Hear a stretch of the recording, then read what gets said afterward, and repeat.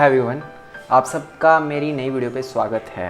और आज के वीडियो का जो टॉपिक है वो है स्मोकिंग, जिसको हम हिंदी में धूम्रपान भी बोलते हैं। और मुझे लगा कि मुझे इस टॉपिक पे एक वीडियो क्रिएट करनी चाहिए, क्योंकि सराउंडिंग में ये आजकल इतना बड़ा इशू बन चुका है। आजकल जितने भी ये जो यंग लोग हैं, maximum of them are smoking these days, और जिसकी वजह से उनकी हेल्थ को काफ़ी ज़्यादा प्रॉब्लम हो रही है।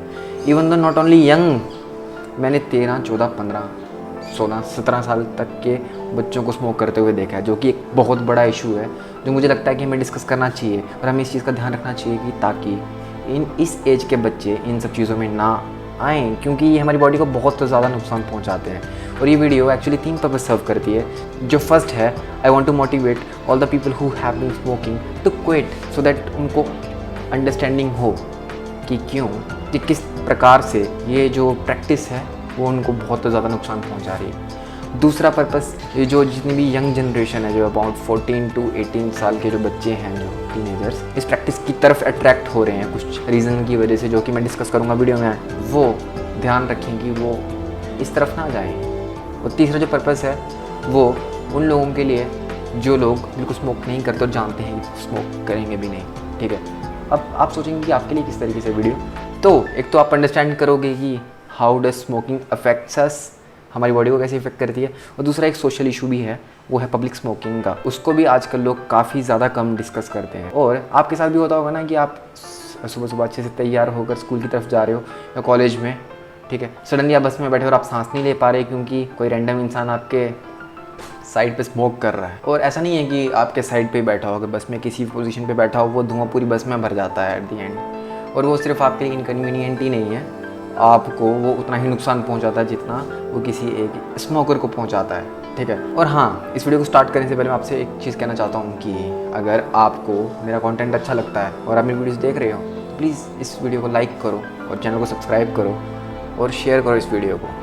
ठीक है, और अगर आपने पहले से सब्सक्राइब कर रखा है तो फिर बटन क्लिक मत करना, क्योंकि वो फिर अनसब्सक्राइब हो जाएगा। तो हम डिस्कस करने वाले हैं कि किस तरीके से स्मोकिंग हमारी बॉडी को इफ़ेक्ट करती है। ठीक है, आई डोंट थिंक कि आपको मालूम नहीं होगा। वैसे देखें, सभी के सभी जानते हैं कि smoking is one of the cause की जिसकी वजह से लंग कैंसर होता है। ठीक है, ये आपके लंग कैंसर होने के चांसेस अबाउट 30% से इंक्रीज़ कर देती है। और इवन कोरोनरी हार्ट डिजीज़ के चांसेस भी अराउंड ये 20% ये इंसान के इंक्रीज़ कर देती है। अबाउट 50% ऑफ जो स्मोकर्स हैं, ठीक है, दे डाई अर्ली डेथ। एक एवरेज स्मोकर की लाइफ स्पैन में से अबाउट 13 से 14 साल ये कम कर देती है, जो कि एक बहुत ज़्यादा बड़ा ऑब्वियस रीज़न है। इसका जो मेन कॉन्स्टिट्यूएंट है वो टोबैको है, along with about 5000 identified chemicals, जिसमें से मैक्सिमम कार्सिनोजेंस हैं।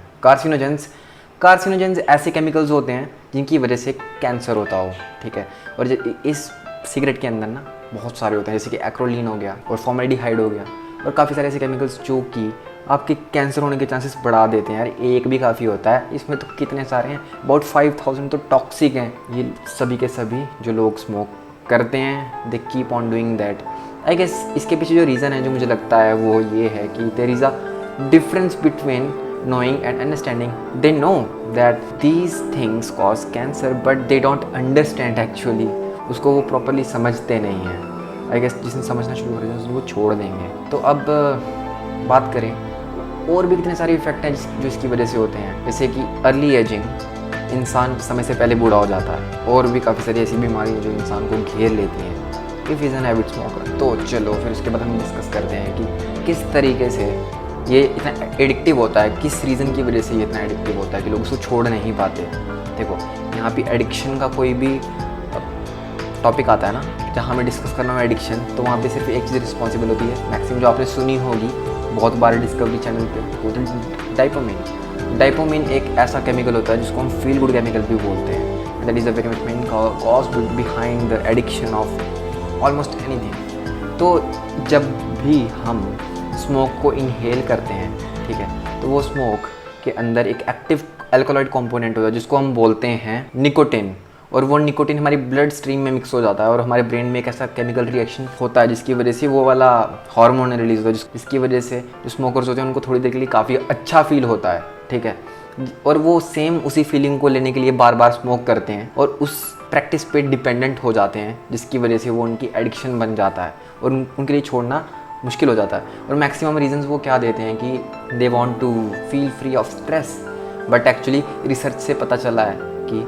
जितने भी लोग स्मोकर्स होते हैं ना, उनके स्ट्रेस लेवल काफ़ी हाई होते हैं एज़ कम्पेरिजन टू जो लोग स्मोक नहीं करते हैं। तो कहीं ना कहीं ये रीज़न तो है नहीं। और पहली बात तो रही चलो स्ट्रेस की बात, आई गेस आजकल हर इंसान को स्ट्रेस होता है, ठीक है, मुझे भी होता है, but still I deal with it. और without smoking, without being dependent upon external factors like these, I guess अगर आपको भी ऐसी प्रॉब्लम है, अगर आप स्मोकिंग करते हो ये सोच कर कि आप अपना स्ट्रेस रिलीव कर रहे हो ना, तो that is a very strong statement. You have to rethink about your ways. आप एक बार फिर से सोच लो, मैं कह रहा हूँ, अगर आपको लगता है कि आपको स्ट्रेस कम हो रहा है स्मोकिंग करने की वजह से, छोड़ दो, अभी भी टाइम है। मैं जानता हूँ कि छोड़ना हार्ड है, लेकिन इम्पॉसिबल तो नहीं है ना। और साथ में एक चीज़ और भी है जो कि काफ़ी ज़्यादा इफेक्ट करती है, वो ये है कि जब भी हम किसी प्लांट मटेरियल को बर्न करते हैं, अगर वो प्रॉपरली कंबस्टन उसका नहीं कंप्लीट होता, जब भी हम किसी भी चीज़ को जलाते हैं ना, तो प्रोसेस होता है, उस प्रोसेस को हम बोलते हैं कंबस्टन, जिसमें ऑक्सीजन रिलीज़ होती है। कंबस्टन जिसमें ऑक्सीजन का यूज़ होता है और साथ में कार्बन डाइऑक्साइड रिलीज़ होती है। लेकिन जब वो प्रॉपरली कंबस्टन का प्रोसेस हो नहीं पाता ना कंप्लीट, तो कार्बन मोनोऑक्साइड गैस रिलीज़ होती है, और जो कि बहुत ज़्यादा पॉइजनस गैस होती है। सोचो कि जब कार्बन मोनोऑक्साइड को कोई इंसान इनहेल करता है ना, आपने बहुत बार न्यूज़ भी सुनी होगी कि अंगीठी जलाते हैं लोग घर के अंदर और दरवाजे बंद कर देते हैं, और सुबह वो मर चुके होते हैं। तो वो उसका मेन जो रीज़न है ना, वो कार्बन मोनोऑक्साइड है। तो वो इतनी पॉइजनस गैस जो है ना, वो इंसान इनहेल करता है अपने अंदर, और वो कार्बन मोनोऑक्साइड आपकी ब्लड स्ट्रीम में जाती है।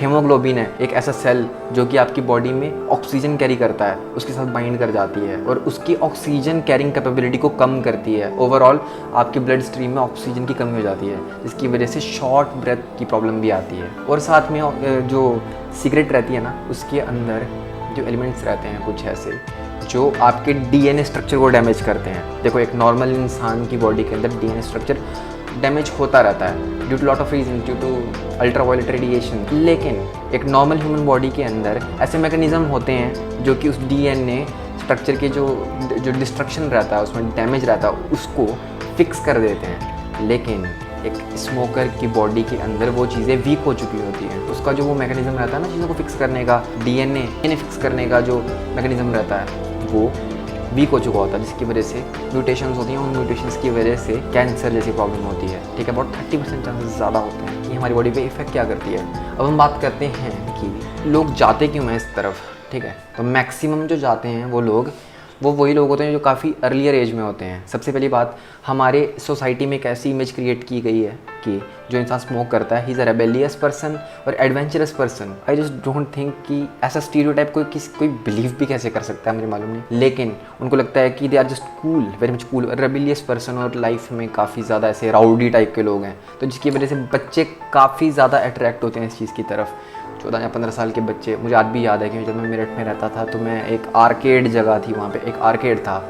आर्केड एक ऐसी जगह होती है जहाँ पे बच्चे गेम्स खेलते हैं। ठीक है, वहाँ पे मैं जाता था कभी कभी खेलने के लिए, तो वहाँ पे बिल्कुल इतनी हाइट के बच्चे अराउंड वो 10 साल के भी नहीं होंगे, they used to smoke and play games. और कहीं ना कहीं यहाँ पे रिस्पॉन्सिबिलिटी बनती है हमारी कि अगर हम देख पा रहे हैं उनको ऐसा करते हुए। अरे तब तो मैं खुद कम से कम 14-15 साल का बच्चा था। जो एडल्ट्स लोग हैं वहाँ पे, जो बड़े लोग थे वहाँ पे, उनको देख रहे थे उन बच्चों को ऐसा करते हुए। उनकी रिस्पॉन्सिबिलिटी बनती थी कि वो उनको रोकें ये सब चीज़ें करने के लिए, लेकिन still they were not doing anything, और वो बच्चे वहाँ पे आराम से स्मोक कर रहे थे।